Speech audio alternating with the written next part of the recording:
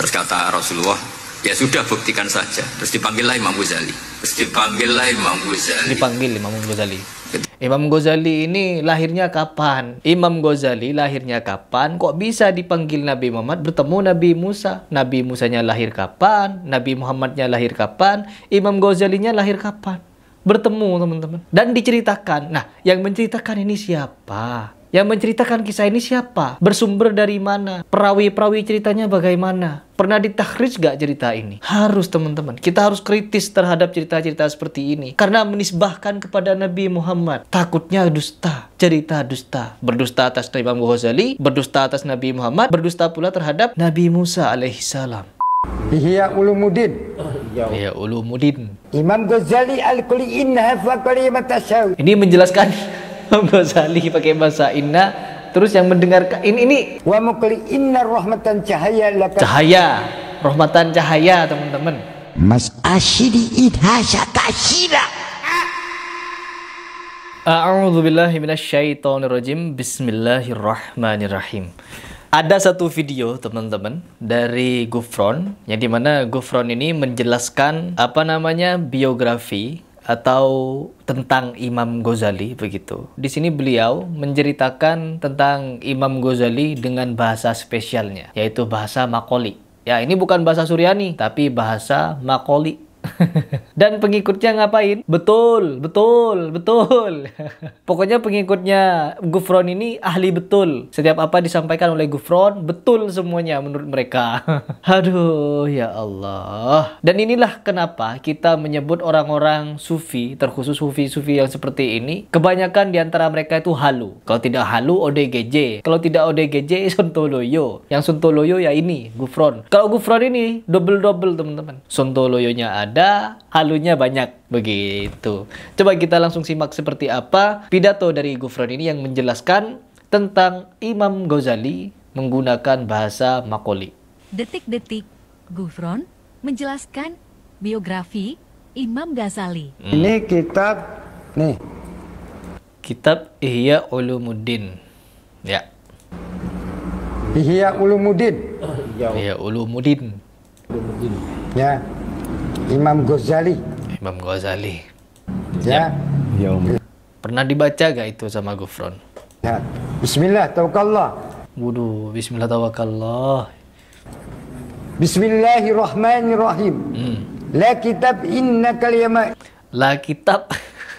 Ya Allah, sebenarnya ini ingin cosplay bahasa Arab karena beliau tidak bisa bahasa Arab ya, bicara Arab-Arapan. Kalau menurut saya ini ya bahasa Arab-Arapan, teman-teman. Bahasa Arab jadi-jadian. Pokoknya jadilah begitu. Tapi jadi dari Ghufron.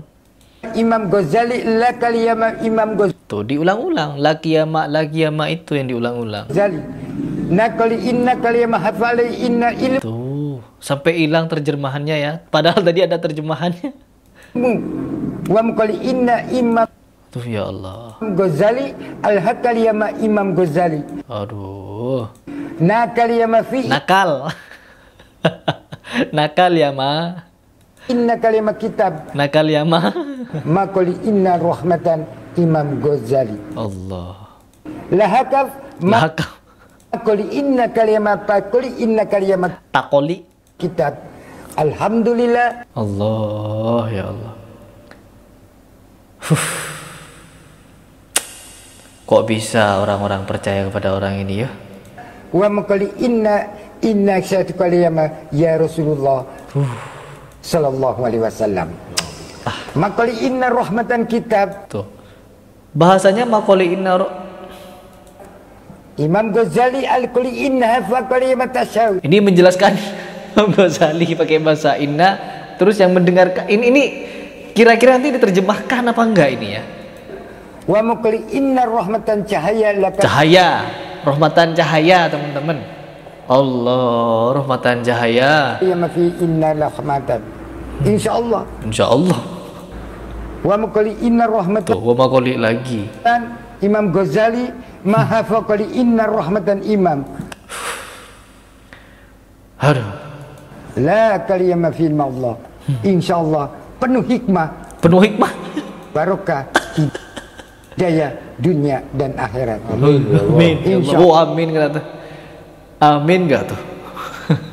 Allah. Maka inna rahmatan kitab. Ya Allah, gak tahan saya sebenarnya. Saya gak tahan ya.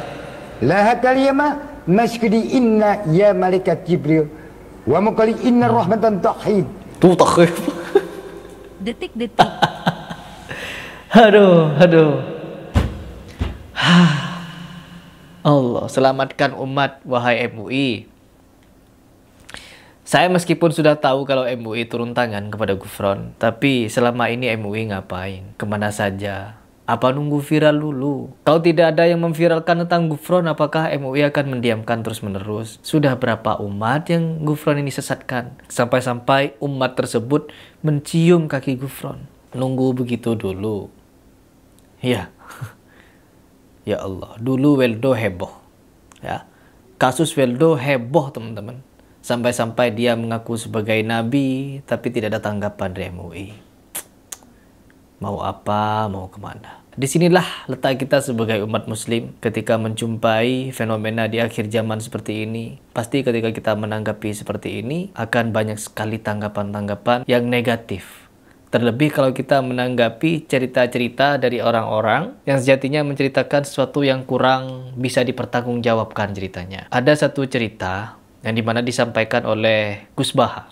Ya, Gus Baha menceritakan tentang Nabi Muhammad bertemu dengan Imam Ghazali dan bertemu juga dengan Nabi Musa. Coba kita dengarkan seperti apa videonya dan kita berpikir bagaimana cerita ini bisa sampai kepada kita. Naqibil Ghazali adalah Rasulullah pernah jejer Nabi Musa. Terus Rasulullah ngendikan ulama ummati ka'ambiya ibani Israel. Terus kata Nabi Musa, yang benar saja, masa ulama kok kapasitasnya kayak Nabi, apapun hebatnya itu nggak mungkin lah kapasitasnya kayak Nabi. Ini kita tidak tahu, teman-teman, cerita ini diambil dari mana, ya. Tentunya pasti Gus Baha sudah pernah membaca suatu kitab. Memang ada beberapa kitab yang justru juga menceritakan tentang halal halu. Contohnya seperti kitab Duratun Nasihin. Duratun Nasihin itu terdiri dari beberapa atau banyak sekali di dalamnya hadis-hadis maudhu. Tapi itu dibaca, teman-teman, dan dipelajari. Bukan cuma sekedar dibaca, tapi dipelajari. Dan kemungkinan juga apa yang disampaikan oleh Gus Baha, ya bisa jadi seperti itu. Cerita-cerita yang tidak bersumber. Terus kata Rasulullah, ya sudah buktikan saja. Terus dipanggillah Imam Ghazali. Dipanggil Imam Ghazali. Imam Ghazali ini lahirnya kapan? Imam Ghazali lahirnya kapan? Kok bisa dipanggil Nabi Muhammad bertemu Nabi Musa? Nabi Musanya lahir kapan? Nabi Muhammadnya lahir kapan? Imam Ghazalinya lahir kapan? Bertemu, teman-teman. Dan diceritakan. Nah, yang menceritakan ini siapa? Yang menceritakan kisah ini siapa? Bersumber dari mana? Perawi-perawi ceritanya bagaimana? Pernah ditakhrij gak cerita ini? Harus, teman-teman. Kita harus kritis terhadap cerita-cerita seperti ini. Karena menisbahkan kepada Nabi Muhammad. Takutnya dusta. Cerita dusta. Berdusta atas Imam Ghazali, berdusta atas Nabi Muhammad, berdusta pula terhadap Nabi Musa alaihissalam. Coba kita simak lagi. Ketika dipanggil, ini katanya Ghazali katanya. Ini katanya Ghazali katanya. Ditanya sama Nabi Musa, siapa namamu?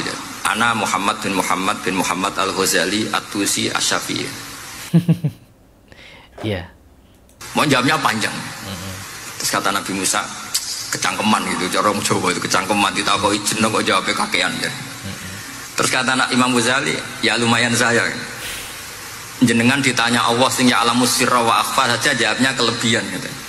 Apa itu kata Nabi Musa?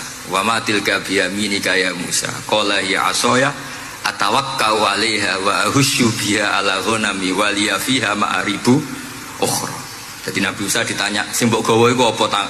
Ini tongkat saya, tak pakai ini, tak pakai ini, tak pakai ini. Jadi masih banyak kelebihan jenengan di bab saya. Oke.